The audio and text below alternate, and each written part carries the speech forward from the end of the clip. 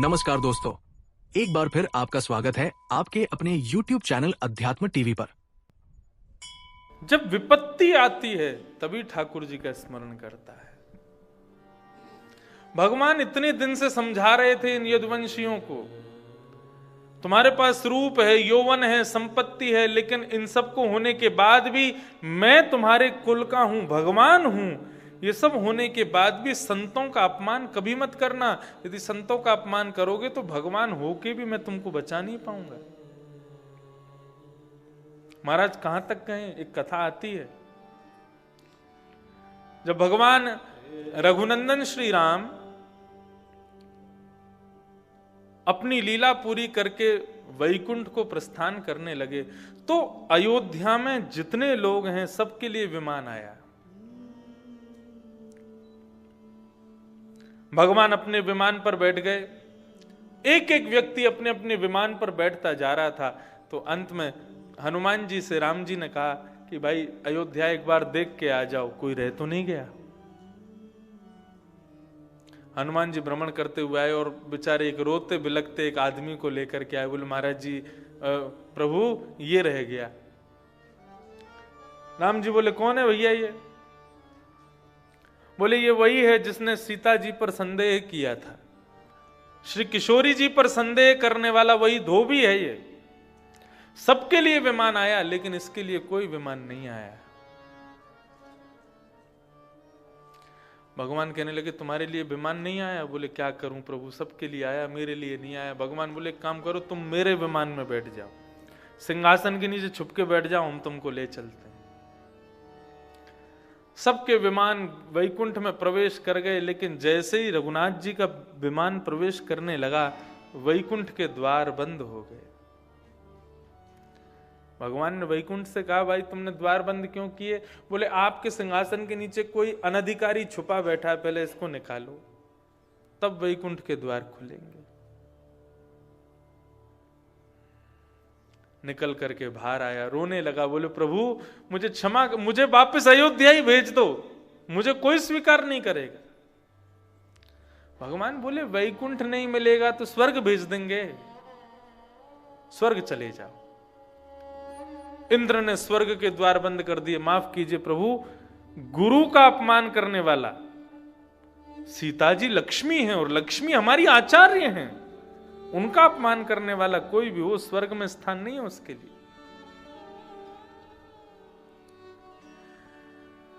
रघुनाथ जी बोले स्वर्ग में नहीं है तो ब्रह्मलोक चले जाओ। ब्रह्मलोक में भी मना कर दिया, बोले यहां नहीं आएगा ये। शिवलोक कैलाश में भेजा, बोले कैलाश चले जाओ।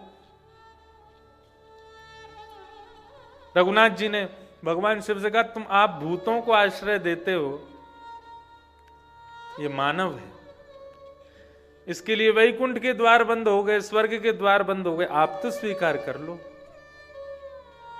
शंकर जी कहने लगे मैं भूतों को स्वीकार कर सकता हूं, लेकिन आचार्य की अवहेलना करने वाले को तो शिवलोक में भी स्थान नहीं, मना कर दिया। सब स्थानों से मना हो गई तो अंत में एक ही स्थान बचा, नरक। भगवान श्री राम कहने लगे देखो तुम घबराओ मत, हम यमराज को बोल देंगे तुमको कोई यातना नहीं मिलेगी, लेकिन नरक में रहने को तो मिलेगा, चले जाओ।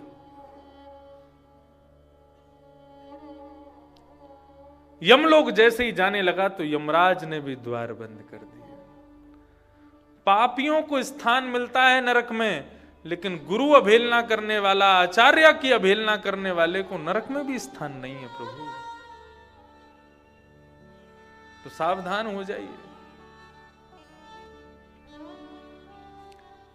गुरु अपमान, गुरु अवज्ञा करने वाले को नरक में भी स्थान नहीं मिलता, संतों की अवज्ञा करने वाले को नरक में भी स्थान नहीं मिलता, ब्राह्मणों का तिरस्कार करने वाले को नरक में भी स्थान नहीं मिलता। भगवान उसका कल्याण कैसे कर देंगे?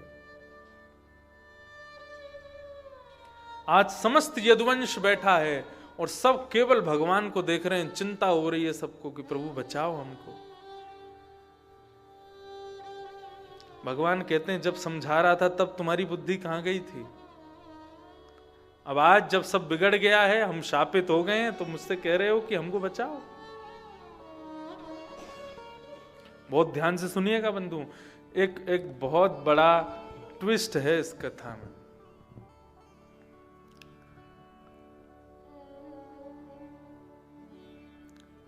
भगवान समस्त यदुवंशियों के मध्य में बड़ी चिंता व्यक्त कर रहे हैं, क्या करूं, आज मैं भगवान होकर के भी तुम्हारी रक्षा नहीं कर पाऊंगा। कोई रो रहा है, कोई विलक रहा है, कोई हाथ जोड़ के पड़ा है, कोई पस्त पड़ा है, सब चरणों में पड़े हैं। ठाकुर जी आप जैसा कहेंगे, जो कहेंगे हम सब करने को तैयार हैं, हमको इस श्राप से बचा लीजिए। भगवान तभी कहते हैं एक उपाय है यदि करो तो। बोले क्या? बोले हमारी द्वारिका नगरी समुद्र के बीच में है, समुद्र पार करके जब जाएंगे तो वहां प्रभाषित क्षेत्र है। प्रभाषित क्षेत्र में भगवान शिव का एक मंदिर है, उसका नाम है सोमनाथ। सौराष्ट्र में जो सोमनाथ मंदिर है, ये भगवान शिव का वो मंदिर है जो श्रापों को दूर करते हैं। यदुवंशी कहने लगे श्रापों को दूर करने वाले शंकर जी, मतलब कैसे? बोले कि एक बार चंद्रमा को श्राप दे दिया चंद्रमा के ससुर जी ने। दक्ष प्रजापति ने अपनी 16 पुत्रियों का ब्याह किया चंद्रमा के साथ। ये नक्षत्र सुने होंगे ना, ये दक्ष प्रजापति की 16 पुत्रियां, उनका ब्याह हुआ चंद्रमा के साथ। लेकिन चंद्रमा को सबसे ज्यादा प्रिय है रोहिणी, रोहिणी नक्षत्र। तो बाकी की कन्याओं ने जाकर के अपने पिता से शिकायत कर दी कि हमारे पति जो चंद्रमा हैं, जिनसे आपने हमारा ब्याह किया, वो केवल रोहिणी से प्रेम करते हैं, हमसे प्रेम नहीं करते। तो दक्ष ने श्राप दे दिया, बोले कि तुम केवल एक बेटी से प्रेम करते हो, बाकियों को कष्ट देते हो। मैं श्राप देता हूं, तुम अपने रूप से विहीन हो जाओ, तुम अपने रूप से क्षीण हो जाओ। चंद्रमा कहने लगे मुझे ये श्राप मिला, इसका मुझे दुख नहीं है। मुझे दुख इस बात का है कि कष्ट आपकी बेटियों को ही होगा। मैं जिस दिन अदृश्य हो जाऊंगा उस दिन आपकी बेटियां विधवा हो जाएंगी, और एक नहीं सारी बेटियां विधवा होंगी। दक्ष बोले मैंने ये तो सोचा ही नहीं, अब क्या करें?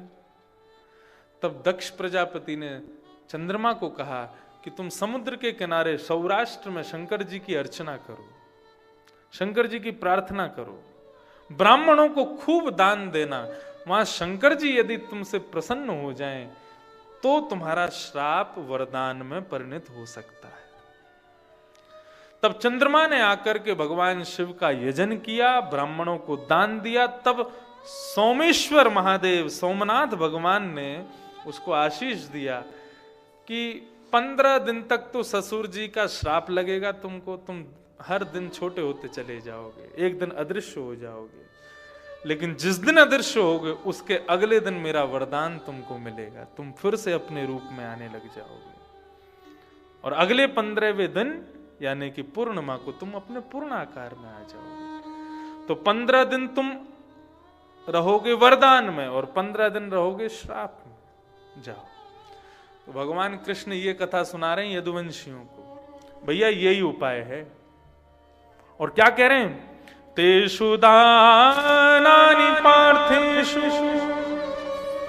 श्रद्धयो त्वामहन्ति वै ब्रजीनानि तरिष्यामो दानैनो विर्वाणम्। दान की महिमा बताई। हम लोग जाएंगे वहां शंकर जी का यजन करेंगे और ब्राह्मणों को खूब सारा दान देंगे। बोले दान करने से क्या होता है? बोले ब्राह्मणों को दान करने से, बोले जिस प्रकार बीच नदी में फंस जाए कोई, बीच नदी के भंवर में यदि फंस जाए, उस समय लकड़ी का कोई भाग मिल जाए या नाव मिल जाए तो उसी से पार हुआ जा सकता है। इसी प्रकार यदि कोई व्यक्ति बहुत बड़े संकट में फंस जाए तो उस समय ब्राह्मण ही नौका का काम करते हैं। ये ब्राह्मण ही नौका के समान है। जीवन की कैसी भी परिस्थिति आ जाए, मैं आपको अपनी आप बीती बता रहा हूं। जब मेरे जीवन की पहली कथा हुई 2015 में, उस समय किसी कारणवश, मैं केवल 18 वर्ष का था, कारणवश 18 वर्ष का नहीं था, एक रोग हुआ था मुझे, और उसकी वजह से मैं दिल्ली के मैक्स हॉस्पिटल में एडमिट रहा था। 15 दिन एडमिट रहा। डॉक्टरों ने पिताजी को स्पष्ट मना कर दिया, आप अपने पुत्र से कथा मत करवाइएगा। पिताजी ने क्योंकि कहा कि भाई 15 दिन बाद कथा, इसको ठीक करो। उन्होंने कहा महाराज जी 9 महीने की दवाइयां चलेंगी, उससे पहले यदि आपने अपने पुत्र को कथा करवाई और व्यासपीठ पे इनको बिठाया। अच्छा, व्यास बन के कथा करना साधारण बात नहीं होती महाराज। लॉट्स ऑफ प्रेशर, बहुत प्रेशर होता है एक व्यास के ऊपर। और चलो यहाँ तो एक पारिवारिक जैसी कथा है ऋषिकेश में, यहाँ पे कोई लोग ज्यादा फूल चट्टी आ भी नहीं सकते, इतना प्रचार भी नहीं है, इतना वो भी नहीं है, तो एक पारिवारिक कथा है, तो यहाँ तो लोग सीमित बैठे हैं। जो कथाएं होती हैं बाहर तो हजारों लोग बैठते हैं।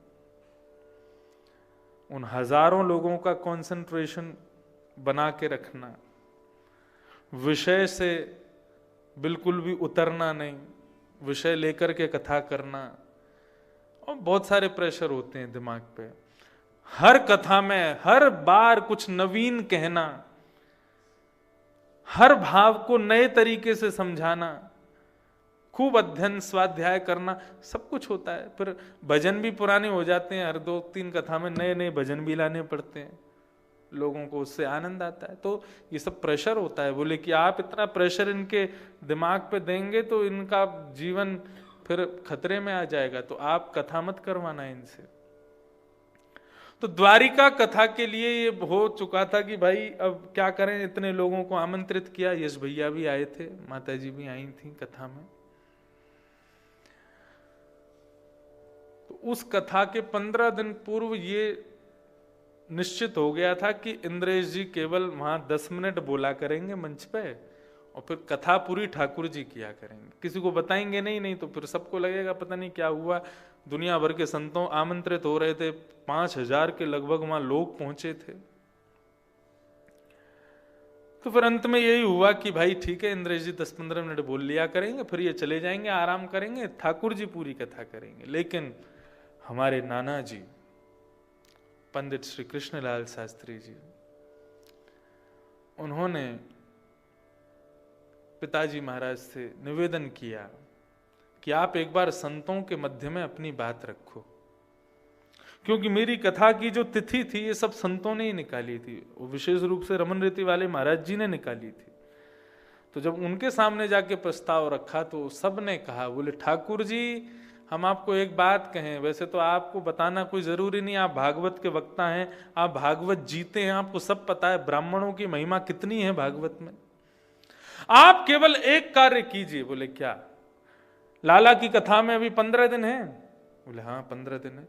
तो 1 सप्ताह अनुष्ठान श्रीमद् भागवत जी का अपने घर पे करिए, उसमें कथा मत करिए, केवल 108 ब्राह्मणों को अपने घर के हॉल में बिठा करके भागवत का पाठ करवाइए। 108 ब्राह्मण बैठ करके आपके पुत्र का नाम लेकर के, उसके नाम का संकल्प लेकर के जब भागवत जी का पाठ करेंगे, आप देखिएगा आपके पुत्र को आज क्या आगामी कितने वर्षों तक कोई रोग आदि व्याधि स्पर्श नहीं कर पाएगी। पहले दिन में तिलक करने के लिए गया तो 4 ब्राह्मणों को तिलक करने के बाद ही बेहोशी आने लगी, ऐसी स्थिति हुई, और 108 ब्राह्मण बैठे थे। धीरे धीरे धीरे धीरे धीरे करके करते सबको प्रणाम किया और सबसे प्रार्थना की कि भागवत जी की सेवा के लिए आपको आमंत्रित किया है कि मैं भागवत की सेवा कर सकूं, इस योग्य बन जाऊं, ऐसा आशीर्वाद आप सभी ब्राह्मण मुझे दीजिए। आप विश्वास मानेंगे 7वें दिन जब पाठ पूरा हुआ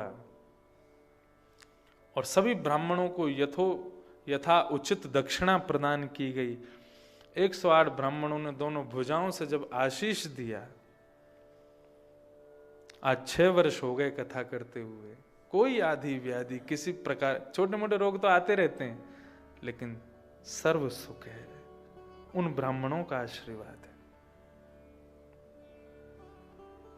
भगवान यहां कह रहे हैं कि भयंकर विपत्ति जीवन में आती है, उस समय ब्राह्मण नौका का रूप धारण करके आता है, उस नौका में चढ़ जाओ, विपत्ति दूर हो जाएगी। तेषु दानेषु पात्रेषु, दान का पात्र कौन है? बोले पात्र को दान करो। पात्र कौन है? केवल ब्राह्मण पात्र है। श्रद्धयो, कैसे दान करो? बोले श्रद्धा से करो, अश्रद्धा से नहीं। श्रद्धा विहरितम यज्ञम तामसम परिचिक्षते, गीता में भगवान कहते हैं यदि आपने किसी को दक्षिणा दी, 100 रुपया भी दे रहे हो, अरे 100 की जो छोड़ो, 10 रुपया भी किसी ब्राह्मण को दे रहे हो ना, वो भी अश्रद्धा से दे रहे हो, तो 10 रुपया भी लगेगा नहीं। और श्रद्धा से 1 रुपया भी दान किया जाए तो वो भी कोटि करोड़ों के समान है। तेषु दानानि पात्रेषु, ब्राह्मणों को दान करेंगे, भगवान कह रहे हैं सब यदुवंशियों से। और कैसे करेंगे? बोले बहुत श्रद्धा से करेंगे, खूब प्रेम से करेंगे। ब्रजीनानि तम तरिष्यामो दानैनो भिर्माणवम्। हो सकता है कि हम इस भवाटवी से बच जाएं, जो श्राप हमको लगा है हम इससे मुक्त हो जाएं।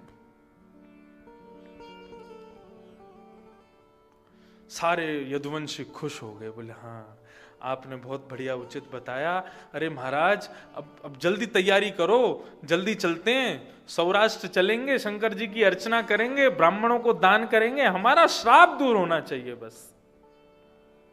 भगवान बोले चलो अब सब लोग जाओ अपने अपने घर, तैयारियां करो जाकर के। सारे यदुवंशी चले गए, लेकिन एक कोने में बैठा उद्धव और घूर रहा है भगवान को। यहां पर शब्द क्या लिखा है? नित्यम कृष्ण मनुव्रत।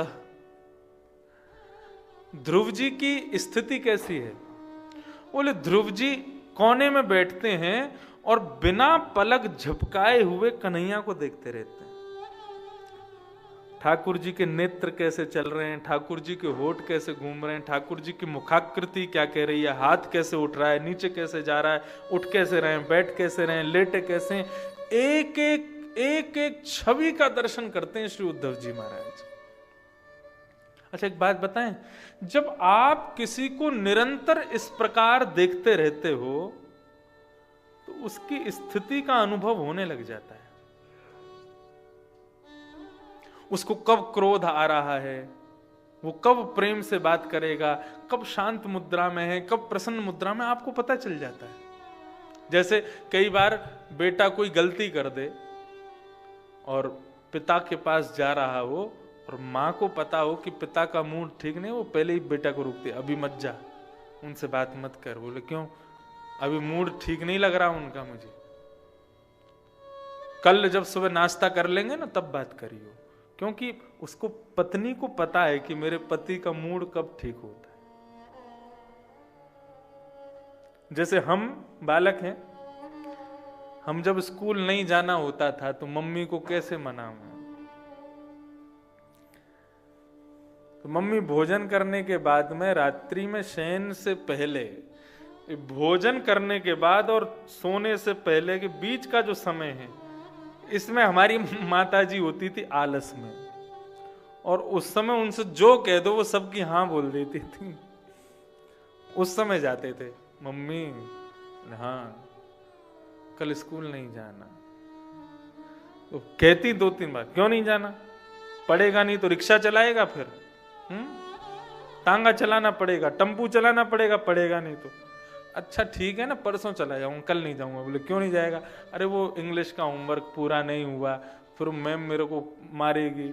अब आपके बेटे को कोई मारे अच्छा लगता है आपको? ऐसे करके थोड़ी चुपड़ी हुई बातें करते तो फिर माँ बोलती है अच्छा ठीक है, परसों जाएगा ना? बोले हाँ जाऊंगा। कल की छुट्टी कर लूं? बोले कर ले, हो जाती छुट्टी। तो व्यक्ति का जब बहुत आप अनुसरण करते हैं, बार बार उसके मुखाकृति को देखते हैं, उसके नैन नक्शों को देखते हैं, तो आपको उसका अनुभव होने लग जाता है कि ये कहां तक कहें, कोई झूठ बोलता है ना और उसका आप बार बार दर्शन करते रहते हो और वो झूठ बोल रहा है तो उसका झूठ भी समझ आ जाता है। आप तब तो कुछ नहीं कहते, बोले देखो झूठ बोल रहा है सबके आगे, आपको अंदर से पता होता है कि जरूर कोई बात है। अब ट्विस्ट क्या है इस कथा में सुनो। उद्धव जी महाराज उठ के नहीं गए, सारे यदुवंशी चले गए, भगवान बैठे। भगवान बोले उद्धव तुम क्यों नहीं गए? कितनी शोक की बात है ना, हमारे यदुवंश को श्राप लग गया। अब मैं नहीं करूंगा तो कौन करेगा? मुझे तो बताना ही पड़ेगा कोई ना कोई उपाय। उद्धव जी महाराज उठ करके जाते हैं और भगवान से कहते हैं, बोले कि आपको ब्रजवासियों ने चोर कहा, लेकिन उनको झूठा भी कहना चाहिए था। आपसे बड़ा झूठा नहीं है दुनिया में कोई। मजाक में कह रहे हैं, विनोद में कह रहे हैं।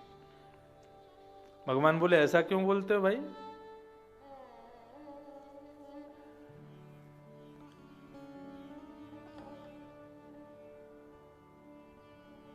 पत्थर की नारी, उसको श्राप लगा वो पत्थर बन जाए। केवल आपकी चरण के रज के कण उस पर पड़ गए, तुरंत सुंदरी बनकर के प्रकट हो गई। जो क्षमता आपके चरण की रज के कण में है, वो क्षमता इतनी है कि किसी के श्राप को वो दूर कर सकती है। और यहां पे आप पूरी रामायण बांच रहे थे 1 घंटे से, वहां जाएंगे सौराष्ट्र में ये करेंगे वो करेंगे वो करेंगे, उससे हमारा श्राप दूर होगा।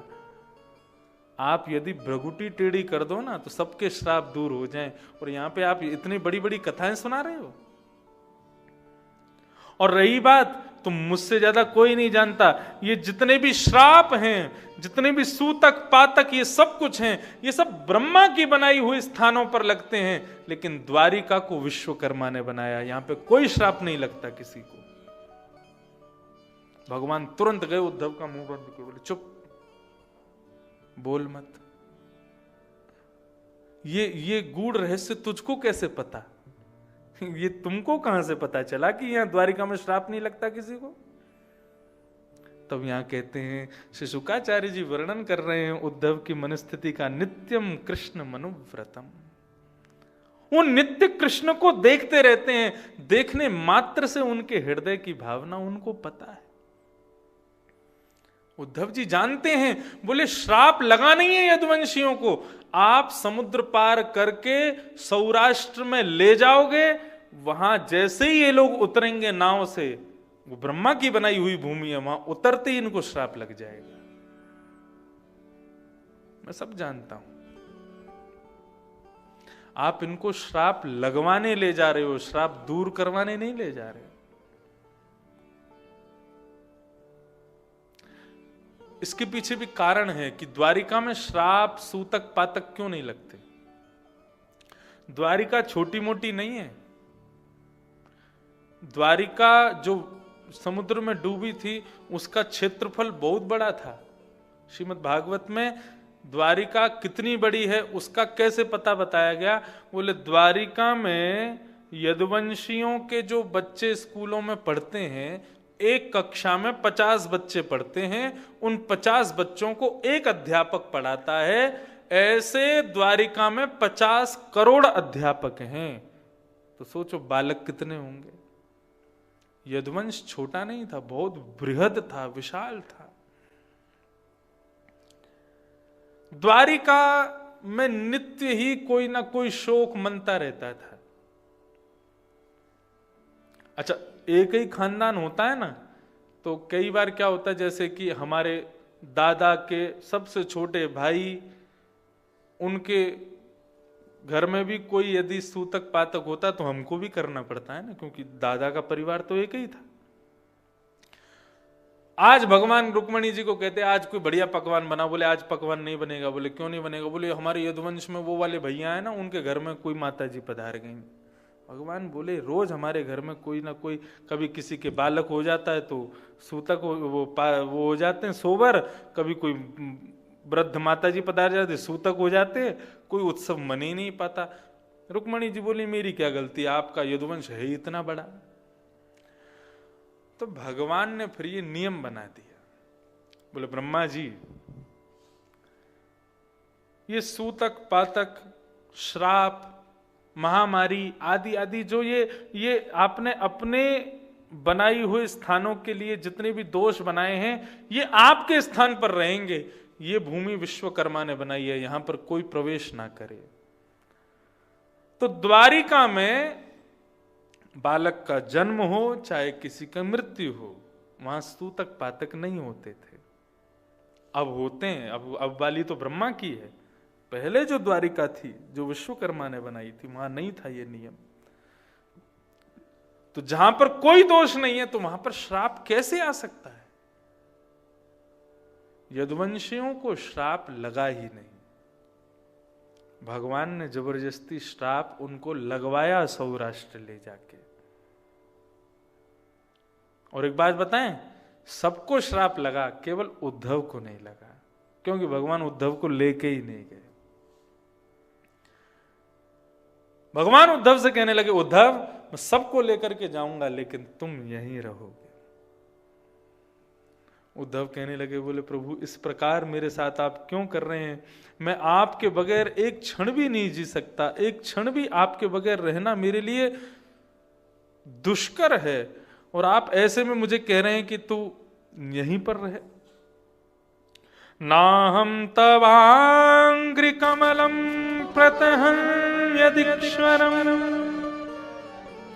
नाहं तवांग्रि कमलम क्षणार्धपि केशवम।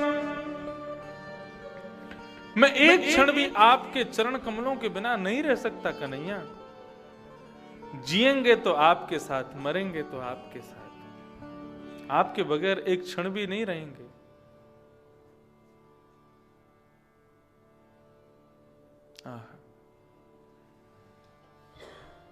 कृपा की न